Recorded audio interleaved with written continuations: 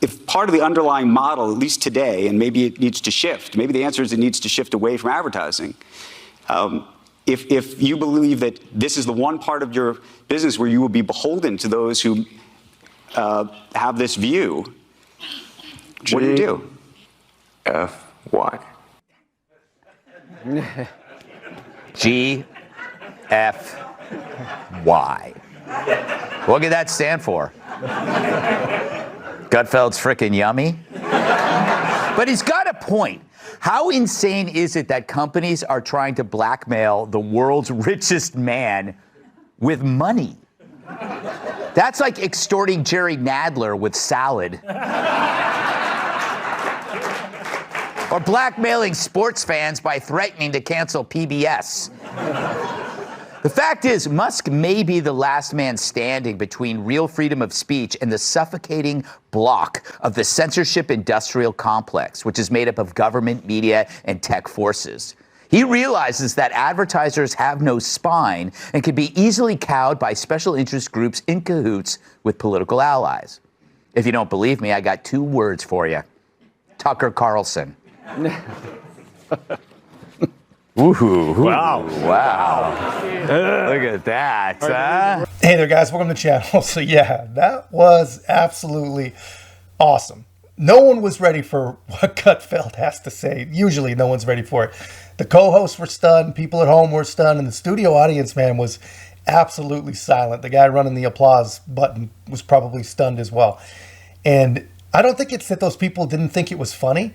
I think they were just shocked. You know, they couldn't believe that the guy would go there. And honestly, I can't believe it either, you know, but I'm glad that he did. You know, he absolutely blasted his own network for silencing Tucker Carlson, which is what they did. And they did it allegedly at the behest of powerful advertisers, which, you know, no one really knows, you know, but that has to have played a pretty major role in his firing, because at that level, it's all about advertising, you know.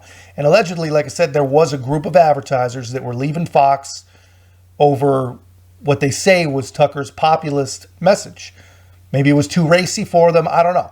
You know, apparently they like their customers just a tiny, tiny bit more pacified. Whatever the case, you know, it put Fox News in the position of really not being able to maximize Tucker's really, really great ratings. And they were great. So what do they have now? Now they have less ratings and more advertisers. Everyone's making more money, and you are less informed, because you being informed is not what any of this is about in the year 2023. And really, it hasn't been about that for a very, very, very long time. Many, many, many decades. And Tucker, I think, really was about keeping people informed. So he had to go.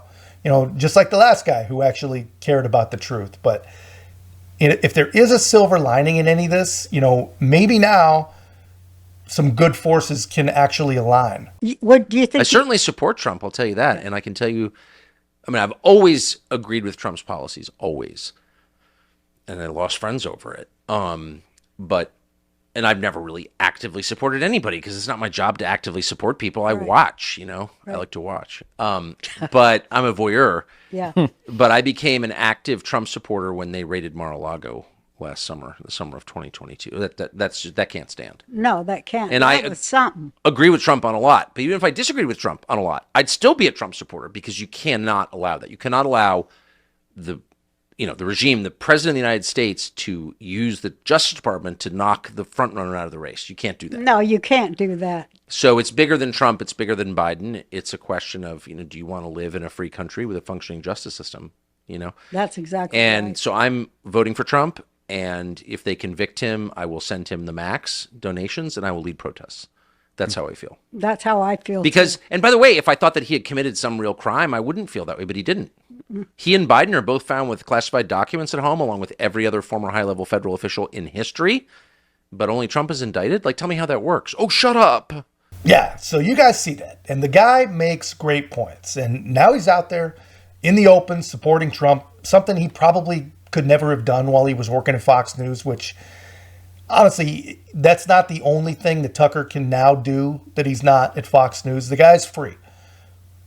Free to say what he wants, do what he wants, and free to be public enemy number one.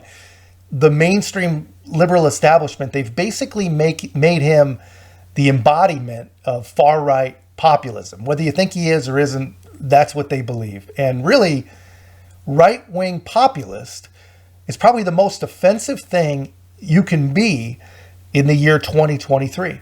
Right-wing populists are literally, you're a national security threat.